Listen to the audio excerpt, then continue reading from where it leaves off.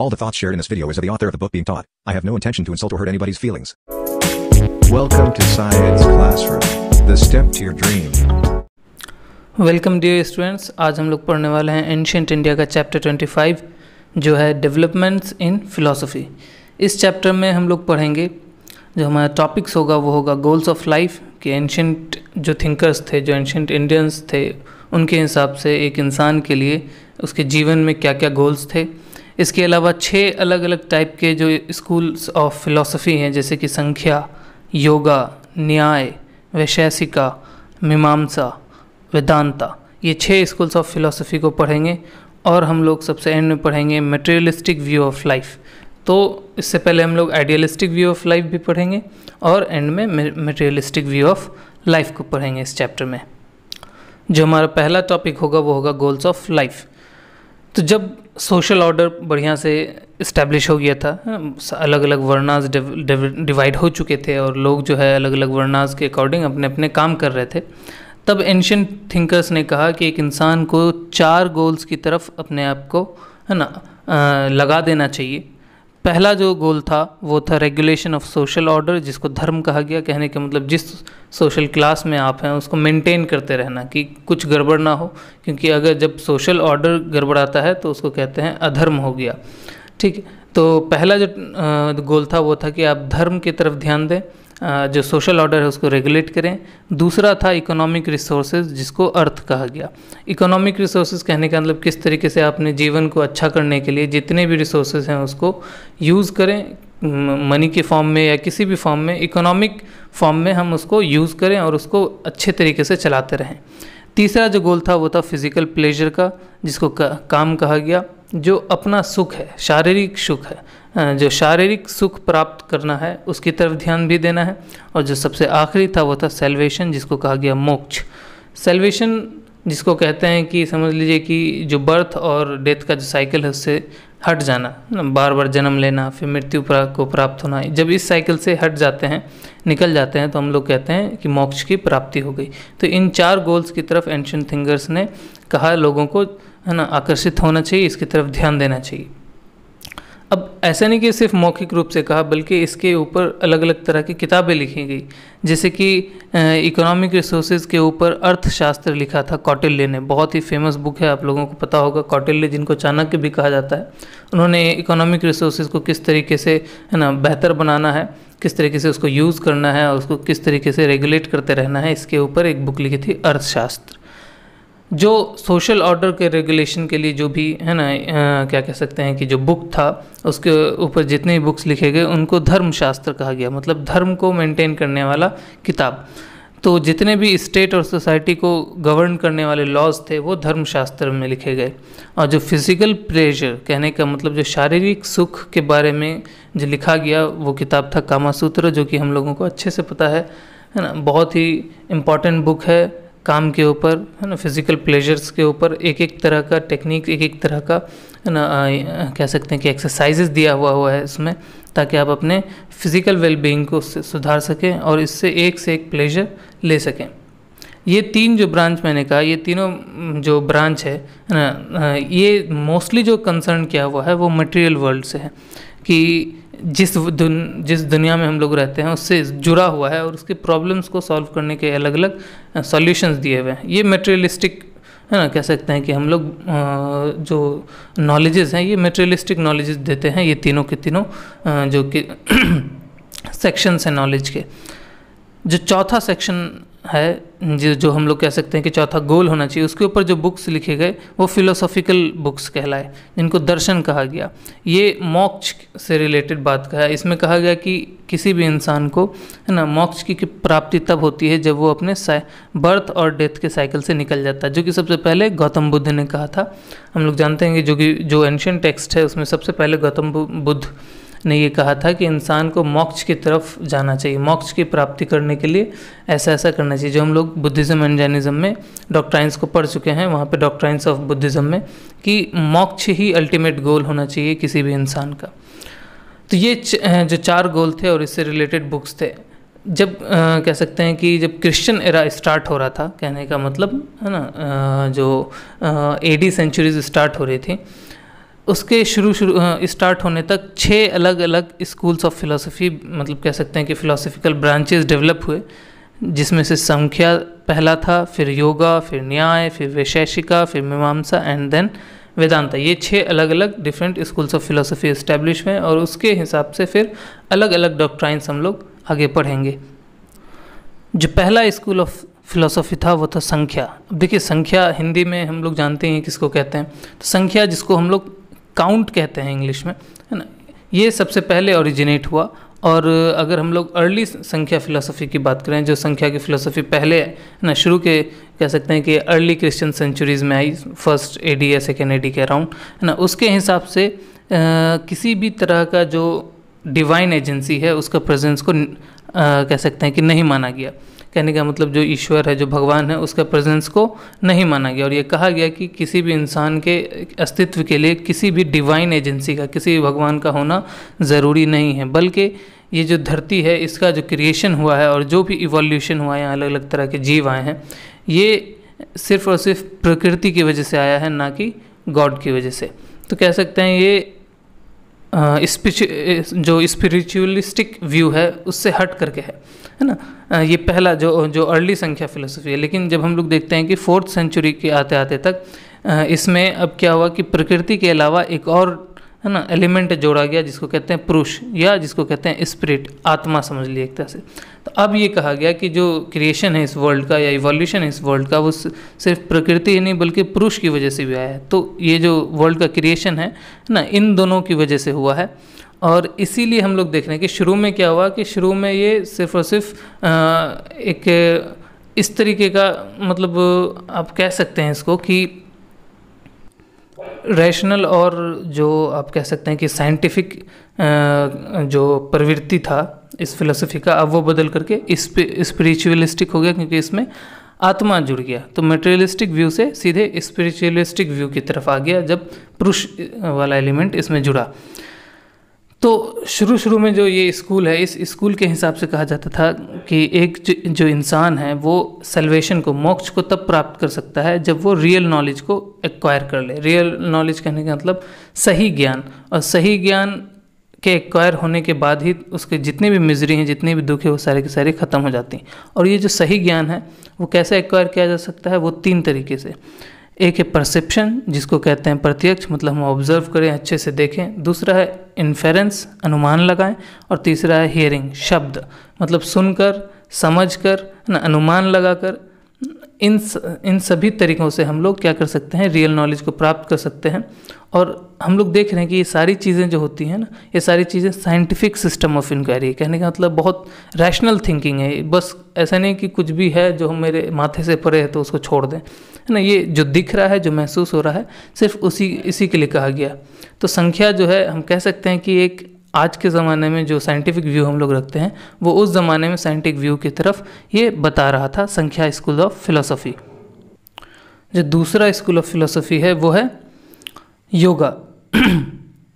Yoga school of philosophy के according चलें तो ये कहता है कि एक, है ना, इंसान को मोक्ष की प्राप्ति मेडिटेशन और फिज़िकल एक्सरसाइजेज या फिज़िकल एप्लीकेशन से ही प्राप्त हो सकती है। तो मोक्ष के लिए, है ना, अपने प्लेजर्स पे, अपने सेंसेस पे, अपने बॉडी के ऑर्गन्स पे, है ना, अच्छे तरीके से कंट्रोल होना चाहिए, तभी आप मोक्ष को प्राप्त कर पाएंगे, ऐसा ये स्कूल ऑफ फिलोसफी कहता है। और इसके अकॉर्डिंग इस स्कूल ऑफ फिलोसफी ने कई सारे फिज़िकल एक्सरसाइजेज अलग अलग पोस्चर्स में डिस्क्राइब किए, जिनको आसन कहा जाता है ना। और कहा कि इसको लगातार अपने जीवन में लाने से, है ना, इंसान जो है वो मोक्ष की प्राप्ति को या मोक्ष को प्राप्त करता है। इसके अलावा एक ब्रीदिंग एक्सरसाइज भी इसमें प्रिस्क्राइब किया गया, जिसको प्राणायाम कहते हैं। हम लोग बहुत अच्छे से जानते हैं, है ना, कि प्राणायाम क्या है और अलग अलग तरह के आसन क्या हैं। आज योगा पूरी दुनिया में इंडिया की वजह से फैला है और बहुत सारे लोग जो हैं इसके रेगुलर कह सकते हैं कि प्रैक्टिशनर हैं। तो मेडिटेशन को बहुत ज़्यादा ही ये स्कूल ऑफ फिलोसफी मतलब मेडिटेशन के ही इर्द गिर्द घूमता है। अब देखिए क्या है कि ये मेडिटेशन या किसी भी तरह का एक्सरसाइज क्यों रिकमेंड करता है, क्योंकि इससे कहा जाता है कि इन सारे आसन को करने से, है ना, जितने भी एक्सरसाइज हैं उसको करने से जो मस्तिष्क है, वो जो दिमाग है ना, वो इस दुनिया के अलग अलग मैटर से हट जाता है ना, डाइवर्ट हो जाता है दुनिया के प्रॉब्लम से और कंसंट्रेशन को अचीव कर लेता है। अब कंसंट्रेशन को अचीव कर लेता है तो क्या होता है कि आप बहुत सारी चीज़ें अच्छे से कर सकते हैं। अब देखिए ये दो चीज़ें हैं कि आप वर्ल्डली मैटर से दूर हो जाएं, दुनिया की प्रॉब्लम से दूर हो जाएं और है ना कंसंट्रेशन, ध्यान को कह सकते हैं कि अचीव कर लें। इससे दो चीज़ें निकल के आती हैं कि जब आप कंसंट्रेशन को अचीव करते हैं तो नॉलेज का डेवलपमेंट होता है, चाहे किसी फिजियोलॉजी को लेकर के है ना या एनाटॉमी को लेकर के। लेकिन इससे एक और चीज़ समझ में आता है कि अगर आपको दुनिया से भागना है, दुनिया के प्रॉब्लम से भागना है ना, तो ये जो कह सकते हैं ये सारे एक्सरसाइजेज हैं है ना, इसको अपनाइए या योगा स्कूल ऑफ फिलोसफी को अपने जीवन में लाइए। तो ये दो चीज़ें इससे निकलती हैं कि आप अगर अपने नॉलेज को बढ़ाना चाहते हैं थ्रू कंसंट्रेशन है ना अचीवमेंट, तो आप वो करें, और अगर दुनिया की प्रॉब्लम से बचना चाहते हैं तो भी आप इस चीज़ को, इस फिलॉसफी को अपना लें। जो अगला स्कूल ऑफ फिलॉसफी है वो न्याय, बहुत ही इंटरेस्टिंग है, क्योंकि इस स्कूल जो ये न्याय जो स्कूल ऑफ फिलॉसफी है इसको स्कूल ऑफ एनालिसिस भी कहते हैं है ना। ये कम्प्लीटली लॉजिक पे बेस्ड होता है। इसके हिसाब से आप मोक्ष को की प्राप्ति तब कर सकते हैं जब आप नॉलेज को एक्वायर कर लें। ठीक है, नॉलेज को एक्वायर करने का और भी तरीका था, लेकिन यहाँ पे थोड़ा अलग है, यहाँ पे लॉजिकल बेस्ड है। कहने का मतलब कि जब कोई भी, जैसे कि कोई एक प्रोपोजिशन या स्टेटमेंट है, उसकी वेरासिटी कहते हैं कि मान लीजिए वो सही है या गलत है ना, इसका जांच करना तो सिर्फ और सिर्फ इन्फेरेंस, हियरिंग और एनालॉजी से ही टेस्ट किया जा सकता है। कहने का मतलब जो आपने एक्सपीरियंस किया है, जो आपका लॉजिक कह रहा है, उसी के हिसाब से आप उस स्टेटमेंट की सच्चाई को जानिए। अगर मान लीजिए कह दे कि जैसे गाना में होता है चांद तारे तोड़ ले आऊँ, तो अब ये लॉजिक क्या है? लॉजिक ये है कि भाई चांद तारा आ ही नहीं सकता, ना ही हमने कभी ऐसा एक्सपीरियंस किया है और ना ही हमारा लॉजिक कहता है कि इतनी बड़ी चीज़ कोई तोड़ सकता है। तो किसी भी स्टेटमेंट का जो वेरासिटी है या ऑथेंटिसिटी है वो है ना आप अनुमान से है ना, सुनकर, समझकर, देखकर, जो भी आपने एक्सपीरियंस किया उसके हिसाब से और जो लॉजिक कहता है उसके हिसाब से टेस्ट कर सकते हैं। ठीक है, इसमें जो इस फिलॉसफी में जो स्ट्रेस डाला गया है वो डाला गया है यूज़ ऑफ लॉजिक पे। कम्प्लीटली लॉजिक है ना बेस्ड है ये पूरा का पूरा फिलॉसफी। और इसकी वजह से क्या हुआ, जो इंडियन स्कॉलर्स थे जो कि सिस्टमेटिक थिंकिंग और रीजनिंग की तरफ आकर्षित थे, ना कि स्पिरिचुअलिस्टिक की बस आत्मा है कुछ ऐसा वैसा है ना, जो स्कॉलर्स इस पे ध्यान नहीं देते थे बल्कि जो रीज़न पे ध्यान देते थे, उनके लिए ये बहुत बड़ा कह सकते हैं कि एक गेट खुल गया है ना इस फिलॉसफी के आते ही। न्याय फिलॉसफी कहता है कि कोई भी चीज़ एक्सेप्टेबल नहीं है अगर वो हमारे रीज़न और एक्सपीरियंस के अकॉर्डेंस नहीं होता है। कहने का मतलब साइंटिफिक अप्रोच है ना, जो साइंटिफिक अप्रोच है, जो चीज़ है अगर उसका हम लोगों को एहसास नहीं हो पाता है तो वो चीज़ें नहीं है। समझ रहे हैं ना, जो साइंस कहता है कि अगर कोई चीज़ इस धरती पे अवेलेबल है तो उसका या तो हमें दिखना चाहिए या सुनना चाहिए या सूंघना चाहिए, किसी भी तरह का सेंस या किसी भी तरह का एक्सपीरियंस होना चाहिए। तो कोई भी चीज़ एक्सेप्टेबल नहीं होगा अगर वो हमारे रीज़न के अकॉर्डिंग नहीं होता है। जैसे कि मान लीजिए एक स्टेटमेंट है ना कि अगर कोई चीज़ किसी चीज़ से धुआं निकल रहा है तो ये लॉजिक कहता है कि उसमें आग होगी है ना, या तो आग बुझ गई होगी, आग जल रही होगी, लेकिन आग से रिलेटेड होगा तभी धुआं निकल रहा, बिना आग के धुआं नहीं निकल सकता, ये लॉजिक कहता है। ठीक है, तो न्याय स्कूल ऑफ फिलोसफी के अकॉर्डिंग सिर्फ और सिर्फ लॉजिक के ही बेस पे सारा का सारा ज्ञान एक्वायर हो सकता है और इस ज्ञान के एक्विजिशन के साथ मोक्ष की प्राप्ति भी होती है। अब हम लोग पढ़ेंगे है ना वैशेषिका स्कूल ऑफ फिलॉसफी। देखिए ये जो भी साइंस पढ़ते हैं उनके लिए बहुत इम्पॉर्टेंट है।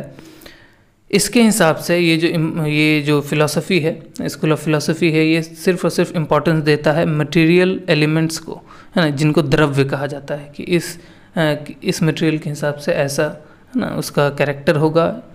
ठीक है, और ये बहुत ही क्लियर है ना लाइन एक ड्रॉ करता है पर्टिकुलरिटीज़ और एग्रीगेट के बीच में। पर्टिकुलरिटीज़ मतलब एक चीज़ है ना, अलग अलग चीज़ें, इंडिविजुअल चीज़ें, और उनके एग्रीगेट की तरफ कि वो सारी चीज़ें मिल के क्या बनती हैं। जैसे कि मान लीजिए अर्थ है ना, water, fire, air and ether, जिसको इसका कहते हैं स्काई कहते हैं, ये पांचों चीज़ें अलग अलग हैं है ना, इनके क्वालिटीज़, इनके कैरेक्टरिस्टिक्स अलग अलग हैं।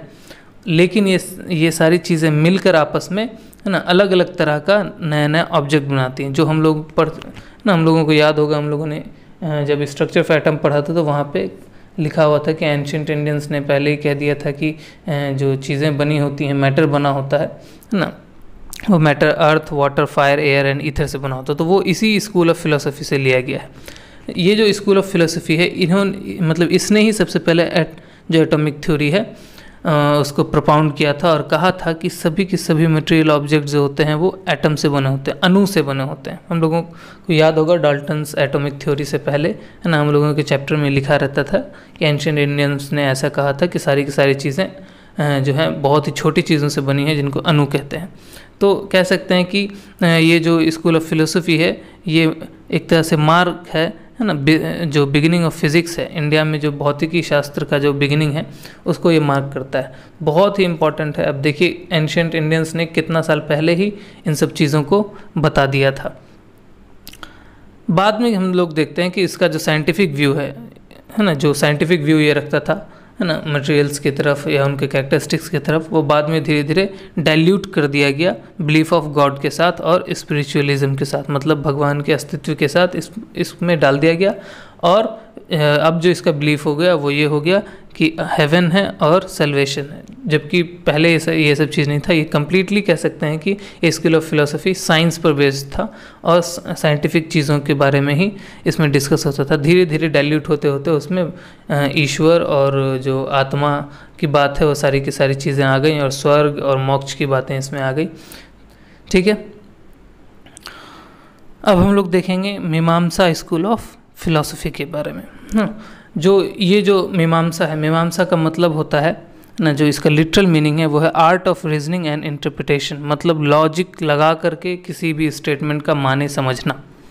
ये हम लोग बहुत देखते हैं आजकल, है ना। जैसे इसको जो यूज़ किया गया था, ये जो स्कूल ऑफ फिलोसफी डेवलप हुआ था, वो सिर्फ और सिर्फ वैदिक रिचुअल्स के जस्टिफिकेशन के लिए हुआ था कि किसी भी तरह का जो हम लोग रिचुअल अपनाते हैं, जैसे कि हम लोग अश्वमेध देख लें या किसी भी तरह का जो हम लोग प्रैक्टिस करते हैं, है ना, उसका जस्टिफिकेशन साइंटिफिकली, है ना, ये स्कूल ऑफ फिलोसफी देता था। इसके हिसाब से जो वेदास हैं उसी में जो इटर्नल सच है, जो इटर्नल ट्रूथ है ना, वो ट्रूथ जिसको बदला नहीं जा सकता, वो सच, है ना, जो शुरू से लेकर आखिरी तक रहेगा, है ना, हम रहें ना रहें, वो जब हम नहीं थे तब भी वो सच था और जब हम चले जाएंगे तब भी वो सच है ना। तो इसके हिसाब से यही था कि वेदास ही इटर्नल ट्रूथ हैं। और इस फिलॉसफी का जो प्रिंसिपल ऑब्जेक्ट था वो ये था कि आप स्वर्ग को और मोक्ष की प्राप्त करें। अब ये देखिए, इसके हिसाब से कहा जाता था कि कोई एक जो पर्सन है वो स्वर्ग में तब तक रहता है जब तक उसका जो एक्ट्स ऑफ वर्च्यू है, जितना उसने पुण्य कर करके जमा किया हुआ है ना, जब तक जितना जमा किया होगा उतना लंबे देर तक, उतना लंबे समय तक वो हेवन में रहेगा। और जैसे ही इनके जो एक्यूमुलेटेड एक्ट्स ऑफ वर्च्यू हैं वो ख़त्म होंगे, वो वापस से धरती पर आ जाएगा, फिर बर्थ होगा, फिर डेथ होगा, फिर हेवन में जाएगा, उसके हिसाब से उतना दिन रहेगा, फिर वापस आ जाएगा। तो ये चलता रहता है। अब इस साइकिल से निकलने के लिए मीमांसा स्कूल ऑफ जो फिलॉसफी है उसने बहुत ही स्ट्रांगली रिकमेंड किया कि आप मोक्ष की प्राप्ति के लिए जो वैदिक सेक्रीफाइसेस हैं उनको परफॉर्म करें और अच्छे तरीके से परफॉर्म करें। तो आप देख रहे हैं कि ये जो स्कूल ऑफ फिलोसफी है, ये कम्प्लीटली आप कह सकते हैं कि ये जो प्रीस्टलीहुड है उसकी तरफ इशारा कर रहा है, क्योंकि जो जितने भी सेक्रीफाइसेस होंगे वो सारे कौन करेंगे? पंडित करेंगे, प्रीस्ट्स करेंगे, है ना।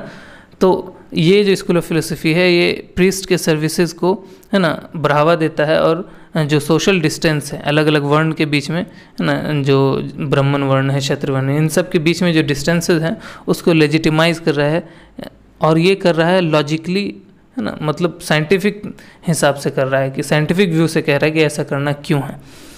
तो ये ज़्यादातर जो कॉमन लोग हैं उनको ज़्यादा आकर्षित करता है। आज भी हम लोग देखते हैं कि हर किसी न किसी रिचुअल के पीछे हम लोग देखते हैं कि एक पैराग्राफ, 2 पैराग्राफ लिखा रहता है कि ऐसा क्यों किया जाता है ना। जैसे कि मान लीजिए तिलक लगाते हैं तो इसका क्या फ़ायदा है। तो अलग ये ऐसा नहीं कि, ये देखिए धीरे धीरे ये फिलोसफी जो है ना ये हर धर्म के अंदर चला जाता है और सारे धर्म के अंदर जो है ये अपने जितने भी रिचुअल्स हैं उनको लेजिटिमाइज करने के लिए साइंटिफिक या जो रीजनिंग जो है उसके हिसाब से है ना इंटरप्रेट किया जाता है उन सारे के सारे रिचुअल्स को। अब इससे होता क्या है कि ये जो मीमांसा फिलोसफी जितना प्रोपेगेट करेगा उतना हिसाब से, उसके हिसाब से क्या कहते हैं, उस हिसाब से क्या होगा कि जितने ब्राह्मण्स हैं उनको जो रिचुअल अथॉरिटी दी गई है वो मेंटेन रहेगी, उनका अथॉरिटी कोई नहीं छीन पाएगा। क्योंकि इससे पहले जो हम लोगों ने स्कूल्स ऑफ फिलोसफी देखा, एक तो ईश्वर के एग्जिस्टेंस को ही मना कर रहा है ना, एक कह रहा है एक्सरसाइज करो, ठीक है। तो हो क्या रहा है कि अभी तक किसी ने जो सोशल सिस्टम्स हैं, जो सोशल ऑर्डर है, उसके बारे में कहीं कुछ कहा ही नहीं। तो इससे लोग क्या हो सकते थे, भड़क सकते थे, और जो ब्राह्मण्स की जो अथॉरिटी थी और जो सोशल क्लासेस थे वो डिस्टर्ब हो सकता था, ठीक है। तो ये जो फिलॉसफी हुआ आया, ये फिलॉसफी जब प्रोपेगेट हुआ तो जो ब्राह्मण्स का रिचुअल अथॉरिटी है वो मेंटेन रहा, अलग अलग वर्ण अपने अपने जगह पे रहे, और जो सोशल हायरार्की है जो कि ब्राह्मणिज्म के ऊपर है बेस्ड कि कौन सा वर्ण क्या करेगा, वो सारा प्रिजर्व रहा। अब हम लोग पढ़ेंगे जो सबसे आखिरी स्कूल ऑफ फिलोसफी है वेदांत, उसको।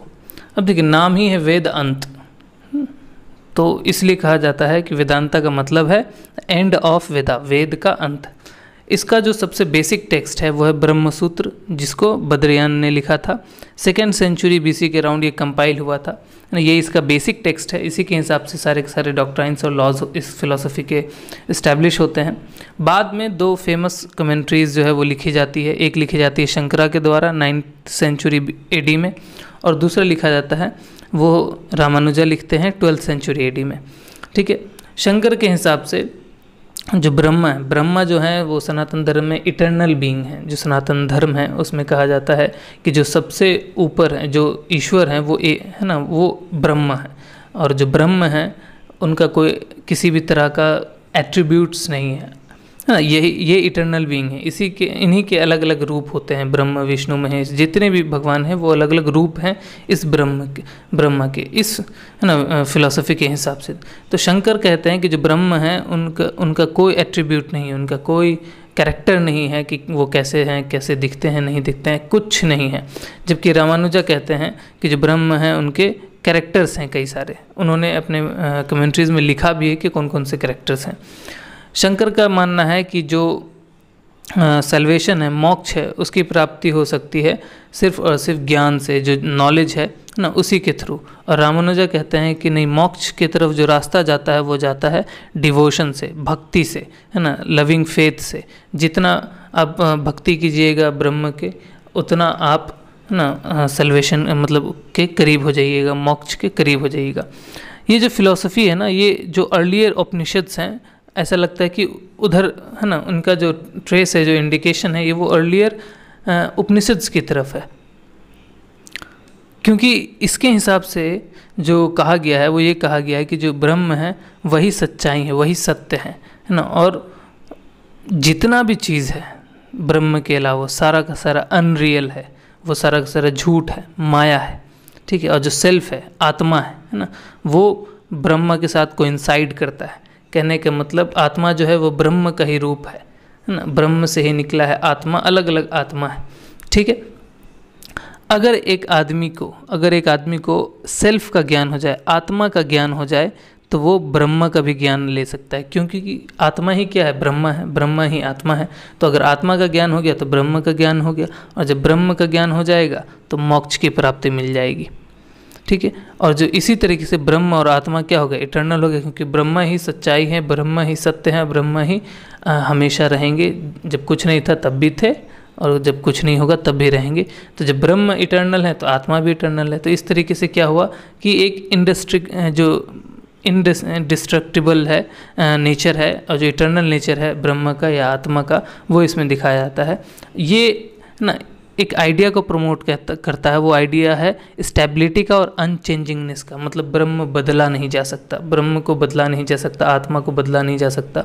वो सत्य है और वो कह सकते हैं कि अनचेंजेबल है। तो वो एक स्टेबिलिटी को है ना प्रमोट करता है ये जो फिलॉसफी है। इसी के हिसाब से थ्योरी ऑफ कर्मा भी है, जिसको हम लोग कर्म का कह सकते हैं कि फिलॉसफी, कि आपका जो भी है ना कह सकते हैं जो भी सफरिंग्स हैं, जो भी आपका कंसिक्वेंसेस हैं, इस जन्म में, मतलब जो अभी आपका ये जन्म है, इस जन्म में जितना भी आप दुख झेल रहे हो या सुख झेल रहे हो, जो भी कंसिक्वेंसेस झेल रहे हो, वो आपके पिछले जन्म के एक्शंस का कंसिक्वेंसेस है। कहने का मतलब जो पिछले जन्म में आपने जो किया होगा उसका नतीजा आपको इस जन्म में मिल रहा होता है। ठीक है, तो कहने का मतलब पुनर्जन्म का भी व्याख्या इस फिलॉसफी में आता है कि पुनर्जन्म पे विश्वास इस फिलॉसफी में डेवलप किया जाता है, और बहुत ही है ना इम्पॉर्टेंट एलिमेंट है, सिर्फ और सिर्फ वेदांता का ही नहीं, बाकी बहुत सारे ना सिस्टम्स का, हिंदू फिलोसफी के सिस्टम्स का पुनर्जन्म पे विश्वास होना। तो कर्म, पुनर्जन्म और जो ब्रह्म और जो आत्मा का कह सकते हैं कि जो नोटेशंस हैं, जो आइडियाज़ हैं, वो वेदांता फिलोसफी में ही आता है और बहुत ही इम्पॉर्टेंट है ना ये फिलोसफी। अभी तक हम लोग देख रहे थे जो आइडियलिस्टिक व्यू था, जहाँ पे हम लोग मोक्ष की प्राप्ति कर रहे हैं। मोक्ष क्या चीज़ है तो किसी को पता ही नहीं, ये जो स्पिरिचुअलिस्टिक व्यू है उसको दिखाता है ना, आइडियलिस्टिक व्यू को दिखाता है। तो हम लोग देख रहे हैं कि जो 6 सिस्टम्स ऑफ फिलोसफी है ना, वो प्रमोट कर रहा है आइडियलिस्टिक व्यू को। जीवन का जो आइडियलिस्टिक व्यू है, जो स्पिरिचुअलिस्टिक व्यू है, उसको प्रमोट कर रहा है। ठीक है, सारा का सारा जो है वो है ना एक रास्ता दिखा रहा है सेल्वेशन, मोक्ष की प्राप्ति की तरफ। लेकिन 2 ऐसा है इनमें से, संख्या और वैशेषिका, जो कि मटेरियलिस्टिक व्यू को है ना दर्शाता है। जैसे कि हम लोग देख चुके हैं जो संख्या है, उसका जो अर्लियर फिलॉसफी था जिसको कपिला कहा जाता है ना, संख्या का अर्लीस्ट एक्सपोनेंट जो है कपिला, वो दिखाता था कि एक जो भी इंसान है उसका जो जीवन है वो फोर्सेस ऑफ नेचर, वो प्रकृति की वजह से है, ना कि किसी है ना भगवान या ईश्वर की वजह से।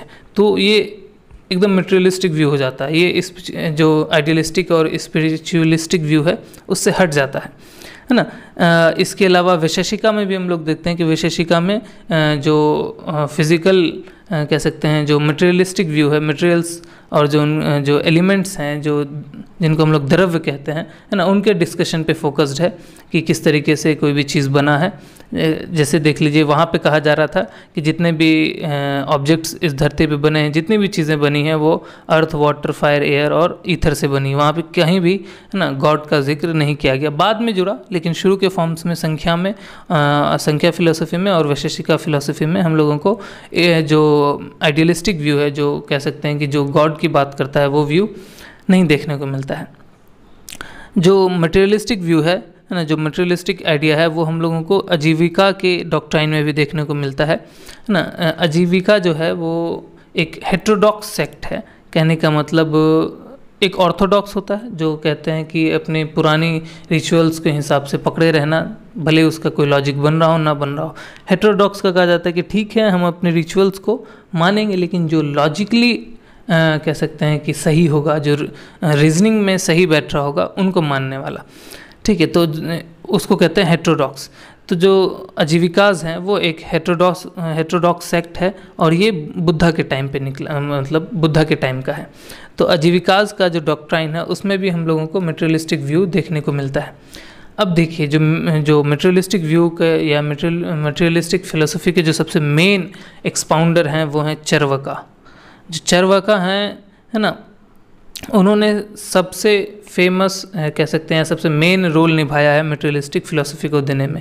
अब मटेरियलिस्टिक फिलोसफी को लोकायत भी कहते हैं। लोकायत का मतलब हुआ ideas derived from the common people, है ना, आम लोगों से जो आइडियाज़ ड्राइव किया गया। ये ऐसा नाम इसलिए पड़ा क्योंकि उस टाइम पे ये मटेरियलिस्टिक व्यू और आइडियलिस्टिक व्यू में टक्कर चल रहा था। क्योंकि जो मटेरियलिस्टिक व्यू है वो गॉड के एग्जिस्टेंस को ख़त्म कर दे रहा है, रिचुअल्स को ख़त्म कर दे रहा है। तो कहने का मतलब सोशल ऑर्डर, जो वर्णा सोसाइटी, उसको ख़त्म कर दे रहा है, ब्राह्मण्स के इंपॉर्टेंस को ख़त्म कर दे रहा है।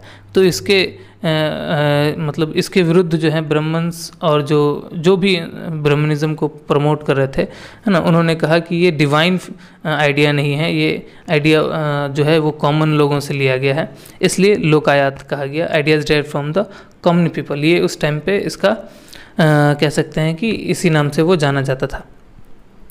अब ध्यान से देखिए क्योंकि कॉमन लोगों का है ना, और कोई किसी स्पिरिचुअल बातें नहीं हैं इसके अंदर, तो इसमें जो इम्पोर्टेंस है वो इम्पोर्टेंस इस चीज़ को दिया गया है कि जो वर्ल्ड है उसके साथ एक इंटीमेट कांटेक्ट बना होना चाहिए। वर्ल्ड मतलब लोग, है ना। लोग के साथ आपका एक कांटेक्ट बनाना चाहिए, आपको यहाँ की चीज़ें पसंद आनी चाहिए, जी भर के जिएं ज़िंदगी को।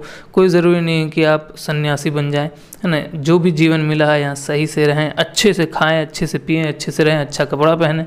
इन सब चीज़ों पे, है ना, ज़्यादा कह सकते हैं कि इम्पोर्टेंस और फोकस दिया गया इन सब चीज़ों पे, है ना। और जो दूसरे विश्व सब है, मतलब समझ लीजिए जिसको हेवन कह सकते हैं हम लोग, तो मोक्ष की बातें, स्वर्ग की बातें, इन सब को, है ना, किसी भी तरह का ना इन सब पे विश्वास इस फिलॉसफी के अंदर नहीं लाया गया। और इसके सबसे मेन जो एक्सपाउंडर थे वो थे चरवाका। तो जो चरवाका थे, उन्होंने एग्जिस्टेंस ऑफ गॉड को ही मना कर दिया था कि नहीं, कोई ईश्वर है ही नहीं, ठीक है। और ये कहा कि सिर्फ वही सारी चीज़ें हैं, वही सारी चीज़ें एग्जिस्ट करती हैं जो चीज़ें ना ह्यूमंस के द्वारा एक्सपीरियंस की जाती हैं, जो ह्यूमन के सेंसेस है, जैसे आँख, नाक, कान, है ना, जितने भी सेंस ऑर्गन्स हैं, इनके द्वारा जो भी सेंस किया जाता है, सिर्फ वही सारी चीज़ें एग्जिस्ट करती हैं जो ह्यूमन सेंसेस और ऑर्गन्स के हिसाब से हम लोग फील करते हैं। बाकी चीज़ें एग्जिस्ट नहीं करती, ठीक है। उनका कहना था कि जो रिचुअल्स हैं वो बनाए गए हैं ब्राह्मण्स के द्वारा सिर्फ और सिर्फ गिफ्ट्स के लिए, दक्षिणा के लिए, दक्षिणा की प्राप्ति के लिए ही ब्राह्मण्स ने इन सारे रिचुअल्स को, है ना, ईश्वर की तरफ से दिया गया है, ऐसा कहकर उन्होंने हम लोगों पे थोप दिया है। अब ये जो स्कूल ऑफ फिलोसफी है ना, जो मटेरियलिस्टिक व्यू को देता है ना, ये जो डेवलप हुआ है और वो हुआ है 500 BC से 300 AD के बीच में। इस बीच में क्या हुआ ना कि लोग कह सकते हैं कि स्ट्रगल कर रहे थे अपने इस्टेब्लिशमेंट के लिए, है ना, अपने सेटलमेंट्स के लिए, है ना, स्ट्रगल कर रहे थे और अलग अलग चीज़ें डेवलप हो रही थी, आयरन एज आ रहा था, है ना। तो इन सभी वजह से क्या हुआ कि लोग अपने बिजी लाइफ में, है ना, आइडियलिस्टिक व्यू को छोड़कर मटेरियलिस्टिक व्यू की तरफ ज़्यादा आकर्षित होने लगे। और इसी वजह से ये जो मटेरियलिस्टिक ना स्कूल्स ऑफ फिलोसफी है, ये ज़्यादा डेवलप होता चला गया, है ना, और एक साइंटिफिक और एक मटेरियलिस्टिक आउटलुक लोगों को देता चला गया। लेकिन याद रखिएगा, ये काम जो है वो 6th सेंचुरी BC से 4th सेंचुरी AD के ही बीच का है। जब 5th सेंचुरी AD आ जाता है ना, उसके बाद से मटेरियलिस्टिक जो फिलॉसफी है वो धीरे धीरे ओवरशैडो हो जाता है ना, समझ लीजिए गायब हो जाता है आइडियलिस्टिक फिलॉसफी की वजह से।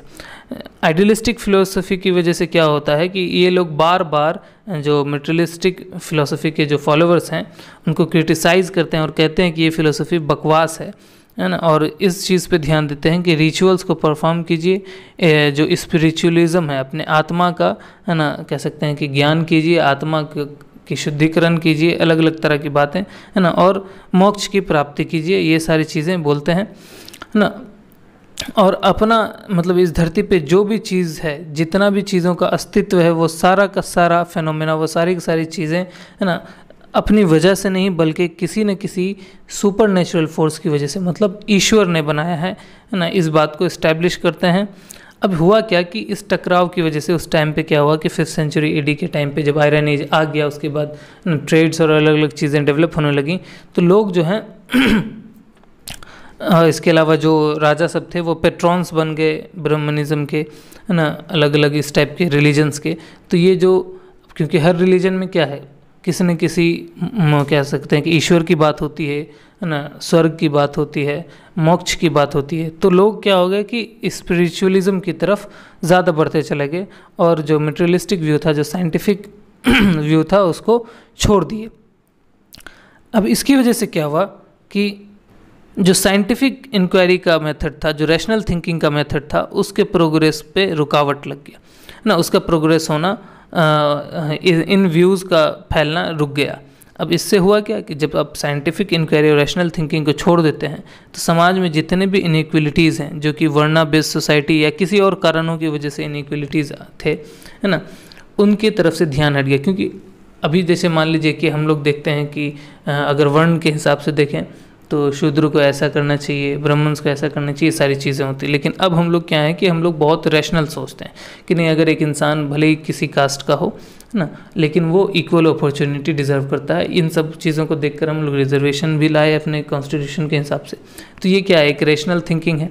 लेकिन अगर मान लीजिए कोई इस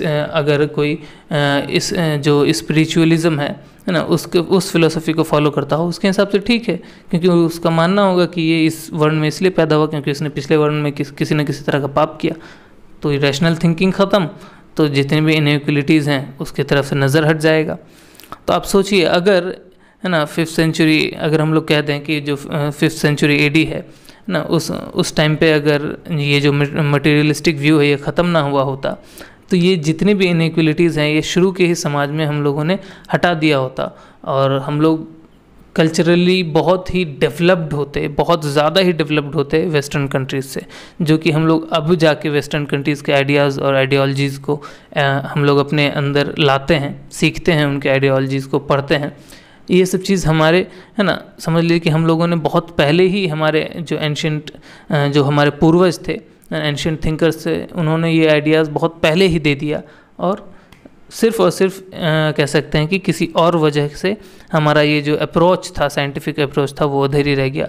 अगर मान लीजिए ये जो वैशेषिका फिलॉसफी था जिसके अंदर अणु की बात हुई, अगर लोग उसको ज़्यादा फॉलो करते तो हम लोग बहुत अच्छे लेवल का फिज़िक्स, बहुत अच्छे लेवल का केमिस्ट्री डेवलप कर चुके होते। लेकिन क्योंकि सब लोग जो आइडियलिस्टिक व्यू है, स्वर्ग, है ना, इसके अलावा नर्क, इन सब चीज़ों पे ज़्यादा फोकस करने लगे, तो इन सब चीज़ों से हमारा जो साइंटिफिक डेवलपमेंट था वो रुक गया। खैर, आई होप कि आप लोग बहुत कुछ सीखे होंगे ना। इस चैप्टर में बहुत ही इंटरेस्टिंग बातें सब थी, अलग अलग हमारे जो एंशिएंट थिंकर्स थे उनके व्यूज़ थे ना। आई होप कि आपको बहुत इंटरेस्टिंग लगा हो ये चैप्टर, और ये चैप्टर आप लोगों को समझ में भी आया हो। चलती मिलते हैं हम लोग नेक्स्ट चैप्टर में।